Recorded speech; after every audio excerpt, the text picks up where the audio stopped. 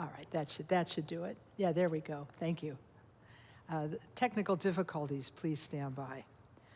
I'm here in the main shrine room at Columbus KTC, and I'm doing a little bit of a Facebook Live here because we couldn't get our regular YouTube setup going, and Dawn is recording for us today so it can be on the YouTube page tonight.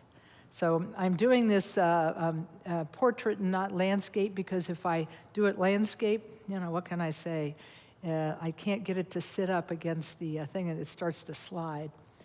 I love doing live webcasts with a phone, as you know, because I've made quite a few from here from when it was under construction. But so it's always a little bit of a challenge, Well, because this is the first day of the new year, I thought it would be great just to have a much shorter than usual Dharma talk, because I know that folks they have busy times during the holidays. Sometimes they're seeing families, sometimes they're seeing friends, and sometimes they're trying to watch a football game. I mean, whatever, it's New Year's Day. And I'm just really gratified to see that we had so many people come out for the World Peace Prayers here at 7:30 and lighting lamps. There's way more than 108 lamps back there behind me, and I want to once again thank Tifa and Josh for preparing the beautiful lotus lamps and so forth, and also to Jelaine and the rest of the shrine crew for helping us set up today. It looks great. And the luminaries and so forth outside. So we had what I now would call a traditional Columbus KTC New Year's celebration. I also want to thank Chuck Drake, who put breakfast together for us. So amazing. Well, we'll begin, as we usually do, with a prayer. This is the prayer of refuge. We'll recite it 2 times in English and then 1 time in Tibetan. This will be our statement of intention and motivation for our class today.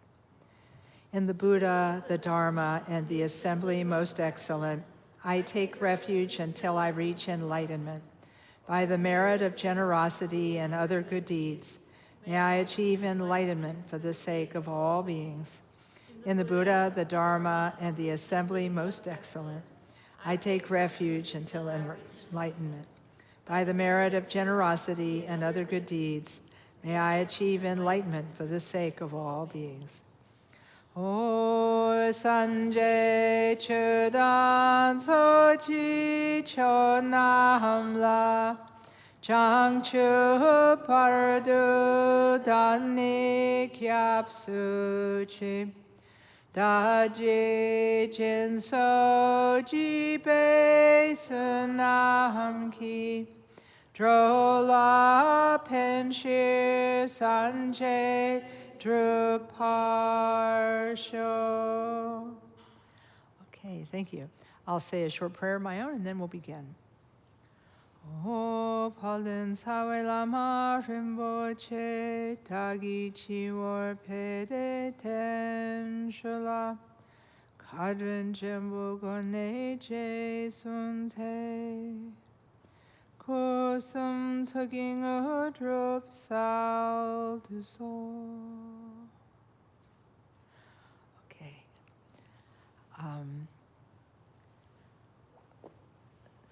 Thank you for being here. As I read the refuge prayer, I always think, I remember a lot about taking the refuge vow when I was newly interested in Buddhism and talking to Khenpo Karthar Rinpoche, the founder of our center, when he would come here he came here maybe 2 times a year in the early years, and I would ask him lots and lots of questions. That was my mode of learning in those days, because the large number of books on Tibetan Buddhism that we have today were not there 50 years ago, because it's almost now 50 years since Khenpo Rinpoche came to Columbus. In fact, in September of 2027, we will celebrate KTC's 50th anniversary. And a year from now, in 2026, we will celebrate the 10th anniversary of the fire that destroyed the old building and gave rise to the new one. So we have a couple of big things coming up this year. But I think about how basic Refuge is. And so I'd like to start by saying a couple of things about Refuge, and then I'd like to say a couple of things about how we make change in our life. The formula is pretty simple, and the Buddha, his teaching in the order most excellent, I take refuge until enlightenment is reached. These three rare and supreme jewels is how they call them in Tibetan, rare and supreme. And why are they rare and why are they supreme? It's because they represent the highest and best of humanity, the highest and best of what people can become. Because the Buddha's teaching 2,500 years ago is somehow still completely relevant today. Somehow it has remained relevant. Somehow it has remained alive and transferred from one spiritual generation to the next. Hundreds of spiritual generations of masters and disciples and masters, and who then became masters and masters and disciples. And so when this past weekend, when I had the honor of giving the refuge vow to a group of 5 people in this room, I had this wonderful feeling because that was the number of the Buddha's original disciples, was 5. So it was really meaningful to be able to be in front of 5 people who were me back 50 years ago when I first took refuge. It was like, oh, that's me sitting in front of me, That's me, the person who was full of hope and anxiety and wanting something that would help me with my mind and my life. And taking refuge in the Buddha as the teacher was a natural feeling because, after all, the Buddha was the person who showed us that we could become Buddhas.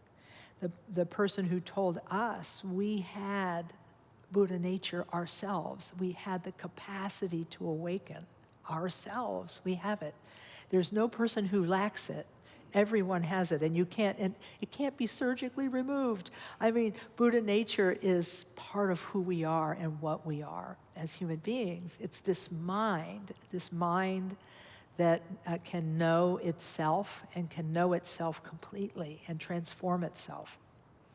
So the Buddha is the person who did it and started this chain of enlightenment that has now stretched through centuries and through hundreds and hundreds of miles and different continents even. The message of the basic sanity and goodness of humanity, the basic sanity and the basic goodness of all people. To me, that was the best of what the Buddha taught, that we all have this spark of goodness within us, this capacity for well-being, this capacity for knowledge and for wisdom, and that we have the capacity for love and compassion that is boundless, and it's all within us. And that this is the function of the Buddha as our teacher. He's the one who guides us and inspires us because he's the one who overcame the ocean of suffering that we call samsara, right? He's the one who overcame it and stands outside of it, beckoning us to follow. And so having the Buddha as your main man, as one of my friends says, yeah, he's my main man. He's my homie. It's like, it's lovely.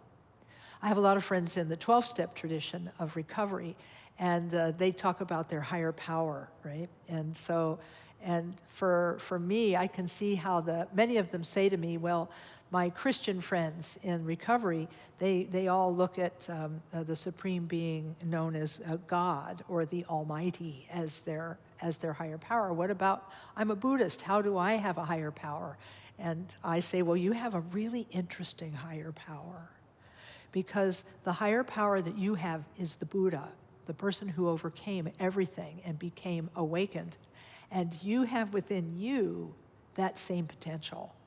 So in a way, when you take refuge in the Buddha, you're also taking refuge in your own potential, to wake up, in your own potential to be wise, to be loving, to be compassionate. And I said, now that's a higher power. You know, it's not just external, somebody external who will restore us to sanity. It's in cooperation with our own Buddha nature, we can restore ourselves to sanity. But the Buddha isn't with us any longer, so we have to look to the Dharma, his teachings, which are both the books of the Dharma and the Dharma that arises in our minds and hearts when we study the Dharma and internalize it. Because studying the Dharma is one thing, but then internalizing it is another. It's almost more powerful when we own it ourselves, when it's ours, when we even remember one scrap of Dharma, you know, the famous ones, the famous phrases that I always quote from the Buddha: do no harm, practice virtue, tame your mind. This is the teaching of the Buddha. If a person can just internalize that, and in a time or a moment of difficulty, remember some of it. Do no harm, don't harm yourself, don't harm others. Practice virtue, take care of yourself, benefit others. Tame the mind, meditate. So this Dharma of the Buddha is also a source of refuge because it shows us the way to become Buddhas. But no map is complete without a guide. So how can you make a trip? Even if you've got a map, a guide is sure going to be helpful, and that's the function of the Sangha, all of us. All of us, the unenlightened folks, all of us unenlightened people, we are the companions along the path. And the ones among us, the great masters and so forth, who do have qualities and awakening, they're our guides. And so this is our third source of refuge. The Buddha, who is our destination and our potential. The Dharma, which is the path and the map. And the Sangha, who are our guides and companions. And so we have this powerful higher power. We have this powerful means of protection from the suffering of samsara. We can always remember the Buddha, Dharma, and Sangha, no matter what's going on for us. So that's what I wanted to start with today, because the second topic is probably going to rely a little bit on the first. And that is that this time of year, everybody talks about change. They want to make positive change. And a lot of people make New Year's resolutions. And a lot of people do their best to try to renew themselves and their commitments to themselves and to good health and so forth at the beginning and the turning of the year. It's an artificial unit of time that we use to mark something. And in this particular way, we use it to mark the turning of the year. And for many people, it is a new start. They view it as a new start. I remember when I was a teenager, I would frequently be babysitting for a neighbor's kids on New Year's Eve while they went out to go to a party. And while I was sitting there and the kids were sleeping in bed because they were young kids, I would write notes to myself for the future. You know, I didn't keep them, unfortunately, but I would love to have seen what 11 or 12-year-old me would have to say today. But in any case, I often saw the new year as an opportunity to make change. But I think for most of us, change is a little bit complicated because habit is really strong. And some of us have very, very strong habits, whether it's how we see ourselves. We have maybe a habitual way of seeing ourselves, or a habitual way of seeing other people, or just basically habits that either do us good or not, and that we would like to change. And I was talking about this with Lama Tom yesterday, because we're planning our New Year's project, which starts on Monday night. We're doing a 3-week shamatha intensive in which we encourage people to get together with us for 3 Mondays. We're going to do it on Zoom because we knew that January, the weather might be iffy. Sometimes it might be icy or rainy or whatever. So 3 Mondays on Zoom we're going to do, and we're going to talk about meditation, practice meditation, and then encourage everybody to, for the 3 weeks, to try to meditate even just like 5 minutes every day. You can join even if you can't meditate 5 minutes a day. It's okay. You can just come and listen to the talks and participate in the meditations then. But we were talking about the role of meditation in making change in our life. And he said that he felt that the practice of meditation does one incredibly valuable thing that helps us to make change in our life. And that is, he says, it gives us cause to pause, which I thought was very classy, a cause to pause. Because those of you who've learned the methods of meditation, they're fairly simple. You sit comfortably in a chair or on the floor, and you start with by arranging your posture and getting comfortable in your seat. And according to the teachings of Khenpo Karthar Rinpoche, which we still use today when we teach meditation, you begin with 1 deep breath, and then breathe out. And then you allow the breath to come and go naturally in and out, following the course of your breath with your attention. You follow the breath out, you follow the breath in, and so on. And by following the breath as it goes out and it goes in, this creates a continuity of mindfulness. Mindfulness. It's a skill. Mindfulness is a skill.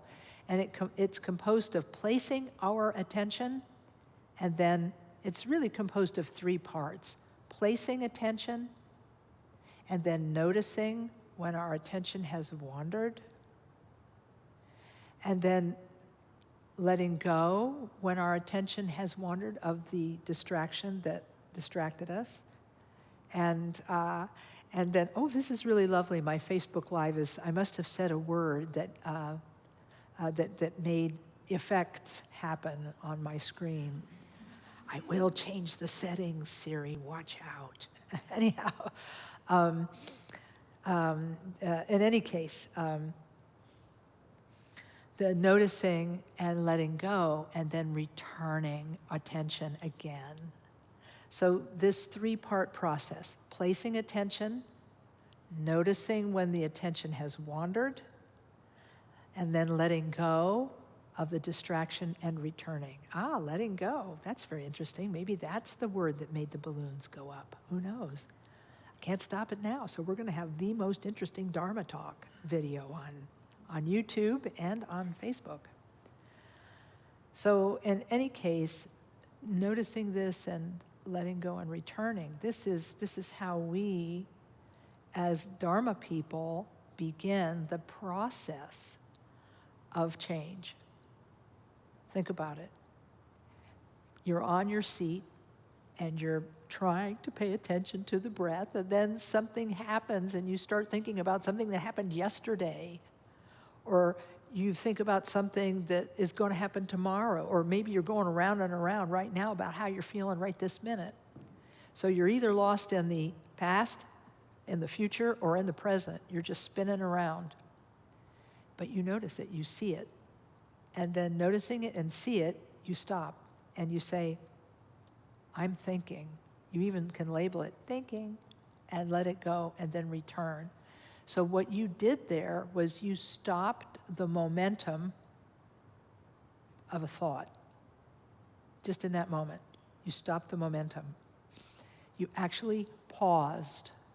It's almost like you put your yak, yak, yak, yak, yak brain on pause. You hit the pause button and stepped back for a moment. And you looked at the process of placing attention, having the attention wander, and then returning your attention. So that moment where you noticed, that's the power moment. And this is confirmed for us by our friends in brain science. You often hear me quote Dr. Julie Brzezinski-Lewis, who I call Dr. Julie for short. I often quote her because she says that in scientific study of meditators, that moment, the moment that you notice and then return, is actually where the new neural pathways in your brain are made. They are made in that moment when you pause and step back. Because we actually are able in that moment to interrupt the flow of habitual thought and habitual reactiveness. And for many of us, this habitual reaction, this habitual pattern, is what causes us to go down the drain with negative thinking, or go down the drain with worry or fear or anxiety. And it's this ability to go down the drain that makes us feel sometimes like we're out of control. Our mind is out of control, or our thinking is out of control. And that's not a good feeling. So how do we regain that feeling of control? How do we regain the possession of our own mind? How do we take possession of our own mind again? Because sometimes it gets hijacked. And how do we make change, positive change? And it's by noticing these thoughts one at a time.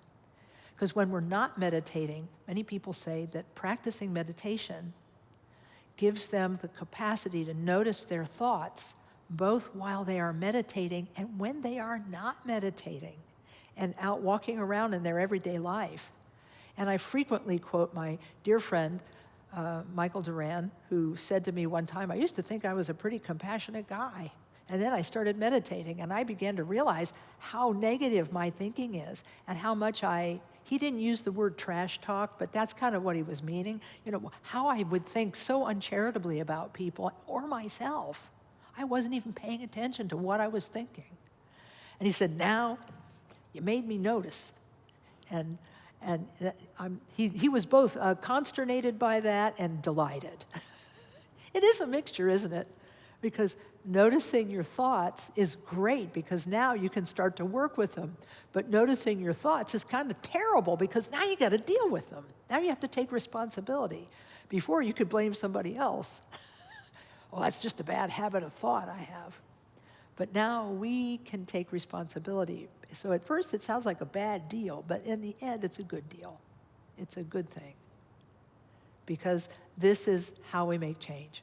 Because when you notice a painful thought, and the reason I use the word painful thought is because that's how you notice. People say, how do I know if I'm experiencing what the Buddha called a mental affliction? How do I know? And I say, well, usually there's pain involved. There's usually pain involved, mental pain usually. Like, oh, that doesn't feel good. Oh, that's awful.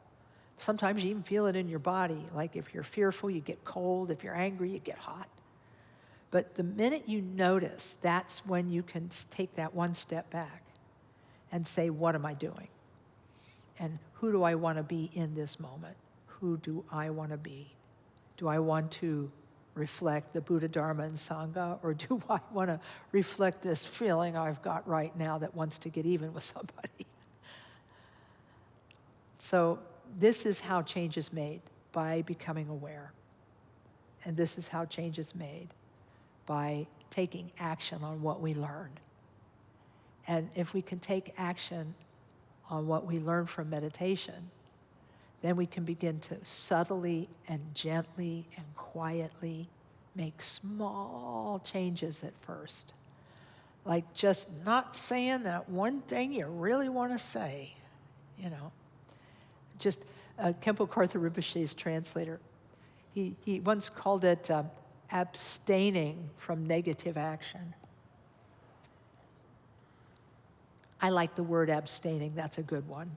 It's like, I could, but I won't.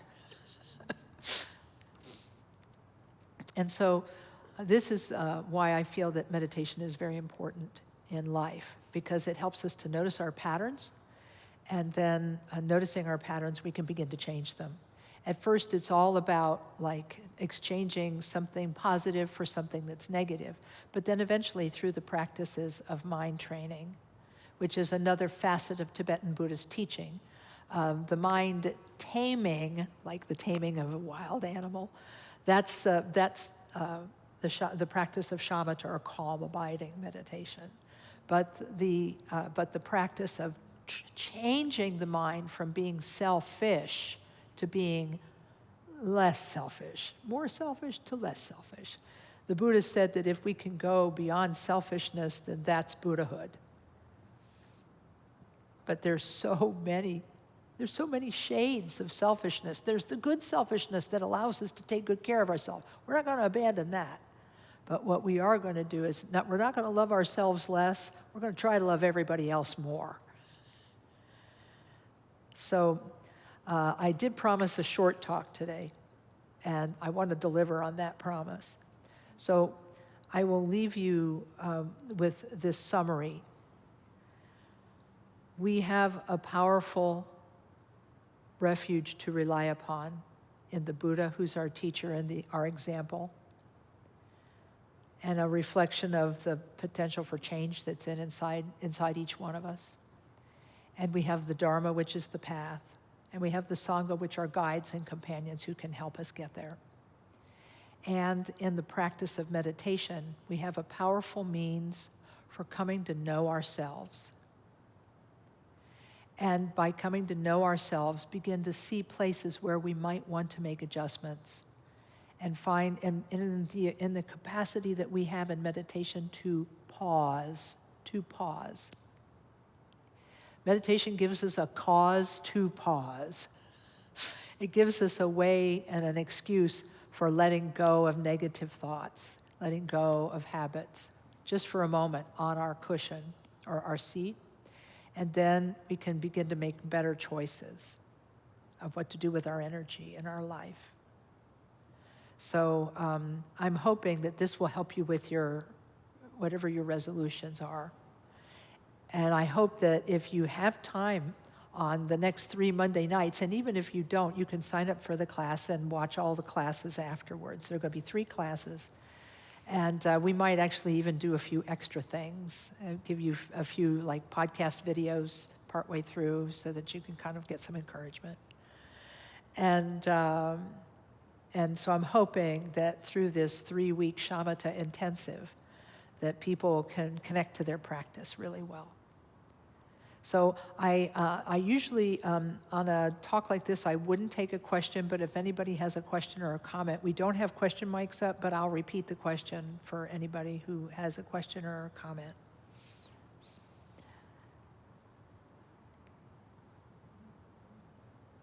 Yeah. Anybody question, comment? Okay. Well then, we'll close for today right here. I'm really happy we had this opportunity to be together on New Year's Day. And because we're Tibetan Buddhists, we get to do it twice. There's another New Year's coming for us, and that there is a Buddhist New Year or a Tibetan New Year, and that is happening on Friday, February the 28th. And so we're going to be getting together on Friday, February 28th. Maybe not quite so early, but we will be getting together and we'll be chanting the prayers of Tara for peace and protection in the new year. And thanks to all of you who joined on Facebook Live. I'm sorry we were not able to webcast in our usual way, but we'll be on YouTube tonight. So we'll gather together all the goodness that we've accumulated here, and we'll recite the prayer in English, and we'll dedicate the goodness to all suffering beings. Starting with the words, by this merit. By this merit, may all attain omniscience. May it defeat the enemy wrongdoing. From the stormy waves of birth, old age, sickness, and death. From the ocean of samsara, may I free all beings. The courageous Manjushri, who knows everything as it is, Samantabhadra, who also knows in the same way, and all the bodhisattvas that I may follow in their path. I completely dedicate all this virtue.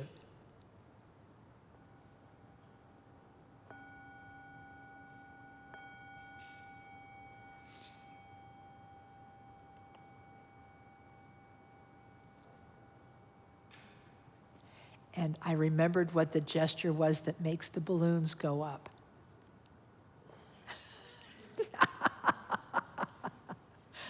Okay, everybody. Thanks a lot and have a Happy New Year.